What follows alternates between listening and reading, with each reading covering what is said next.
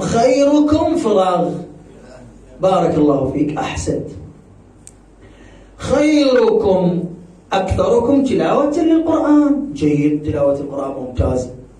أكثركم صلاة، جيد، الصلاة ممتازة.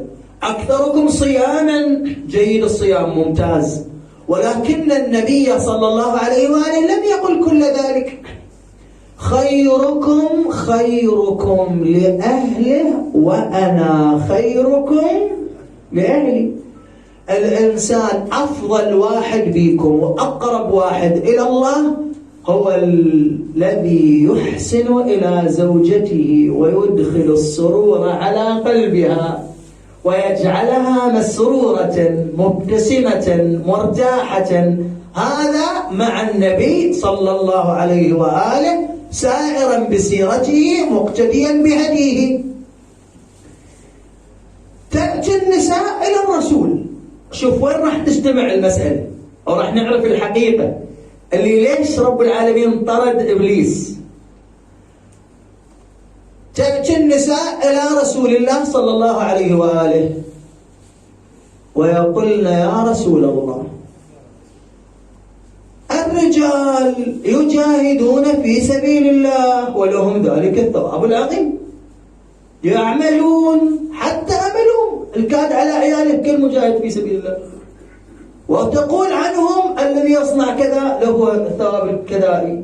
فما لنا نحن النساء، احنا النساء كيف نكون معك في الجنة؟ كيف نكون مع الزهراء عليها السلام؟ فقال صلوات الله عليه وآله جهاد المرأة فراغ. من يملأ الفراغ؟ حسن التبعل. ماذا يعني جهاد المرأة حسن التبعل؟ يعني المرأة الرائعة المؤمنة الصادقة الزوجة الوفية المؤمنة إيمانا صحيحا حقيقيا كما يريد الله والرسول وأهل بيته، هي المرأة التي تحسن إلى زوجها وتسعده وتكون سببا في ابتسامته وراحته واطمئنان قلبه. هذه تكون مع الزهراء ومع العقيلة زينب عليها السلام في الجنة والرضوان.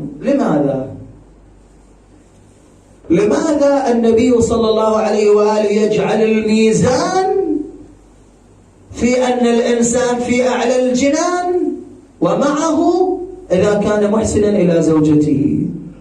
ولماذا يجعل النبي صلى الله عليه وآله المرأة تكون في أعلى الجنان ومع الزهراء إذا كانت محسنة إلى زوجها؟ لماذا يجعل هذا الميزان ولم يجعل ميزانا آخر؟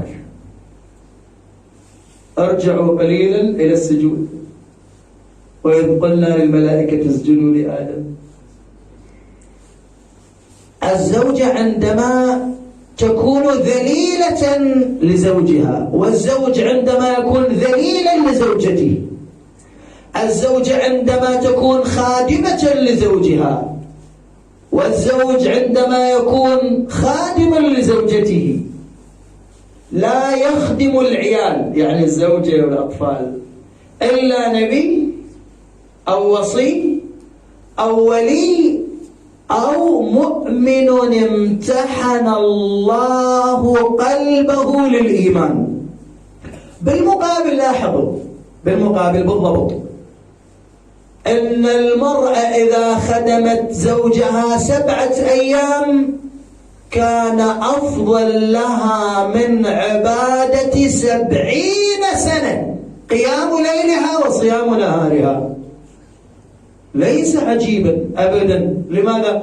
لأننا علمنا وحققنا الآن في المقدمة أن إبليس عبد الله 6000 سنة حتى صار طاووس الملائكة، ولكنه لما لم يتواضع إلى المخلوق الذي مثله آدم رب العالمين قال له ما محتاج هاي 6000 سنة. ليش يا إلهي؟ راح بعدها ما تعبتك 6000 غير هاي 6000.